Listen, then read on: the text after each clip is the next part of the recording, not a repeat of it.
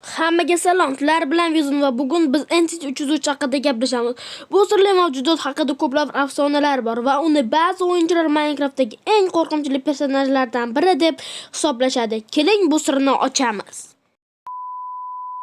Entity 303 oq kiyim kiygan va qizil ko'zli sirli mavjudot. Ayrim o'yinchilar uni serverlarda paydo bo'lib, uylarni buzib, g'alati yozuvlar qoldiradi deb hisoblashadi. Aytishlaricha, u Mojangdan haydalgan dasturchi bo'lib, o'ch olish uchun o'yinni buzishga harakat qiladi. Agar Entity 303 sizning dunyongizda bo'lsa, uylaringizda g'alati bloklar paydo bo'lishi mumkin. Osmon yoki yerda noma'lum belgilar hosil bo'ladi.